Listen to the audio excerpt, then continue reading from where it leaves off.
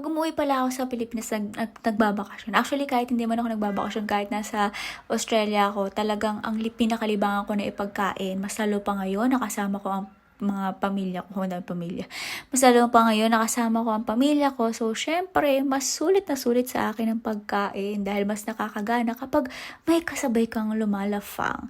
At napagdesisyonan nga namin na mag peri-peri chicken kami dahil na-miss nga namin yung chicken. Actually, sila lang pala nakamiss.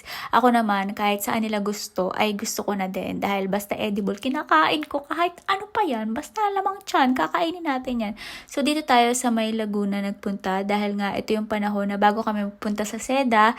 So, kakain muna kami ng lunch. So, dito nga, namimili talaga kami ng may couch. Pero, yung lugar na may couch ay may tulo yung aircon. Kaya dito na lang kami sa may tabi ng couch. Pero, sa napuntahan naming lugar ay medyo malamig dahil medyo tapat talaga siya ng aircon. Kaya naman nanginginig kami.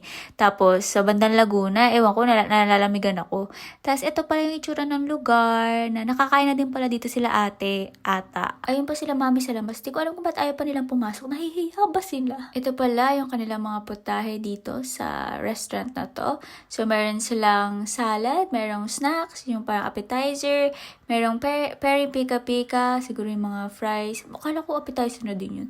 Tapos may healthy eats na option sila. May chicken, syempre peri-peri chicken nga to. So, hindi mawawala yung chicken na mukhang masarap sa picture at buong-buo sa picture. Ganyan kaya makikita natin kung kamukha ng picture ang ganyang chicken na orderin natin. Tapos ito, may mga iba-iba silang sauce. Meron din silang mga iba't ibang side dishes. Merong macaroni, merong coleslaw, merong mac and cheese, may corn. Ang pinili ko ay mac and cheese, syempre. Dahil, ewan ko, nasasarapan ako sa mac and cheese. Basta anything na with cheese, para sa akin masarap. Tapos, eto na, dumating na ang chicken. Nakita, ay, in fairness, kamukha siya nasa picture. Natatandaan nyo ba yung kaninang nasa picture sa menu nila? At ganyan nga ang itsura. Talagang kamukha naman, 'di ba? Yung iba kasi parang sobrang ganda sa picture, pero pagka sa personal, lalo yung mga sa mga fast food, tapos yung mga burger nila, yung napakalalaki ng burger sa picture, pero pagdating ng napaka-flat na flat, hindi naman kamukha. Pero itong chicken, in fairness, talagang kamukha nung nasa picture, yung actual. Hindi tayo na reality versus expectation. So, kamukha naman siya ng nasa picture. At mukha naman siyang masarap. Siyempre, si ate ko muna yung pinatikim natin. At ito nga, hindi mawawala sa amin yung sauce dahil sobrang masos nga na yung family namin, feeling namin.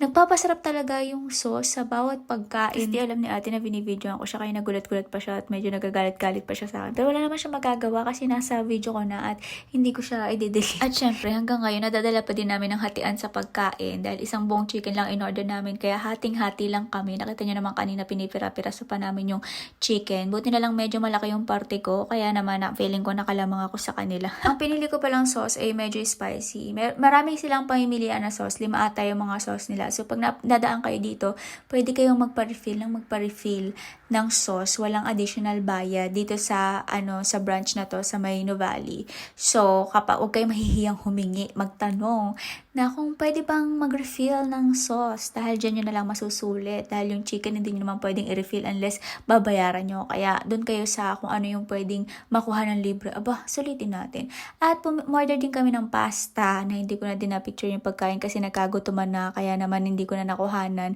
ang aming pagkain. Tapos after nun pala ay nag-grocery pa kami bago kami magpunta sa hotel at bumili muna kami ng tubig para makatipid kami. Syempre yung malaking tubig na yung bibili namin para naman hindi na kami dun umorder sa hotel kasi mas mahal kapag sa hotel ka o-order ng mga bottled water. So mas maganda bumili ka na lang sa grocery store ng malaking mga galon ng tubig para naman doon na lang kayo kukuha ng tubig, diba? At ayun, nagbaba na nga kami ng gamit para mailagay na sa amin tutulong room.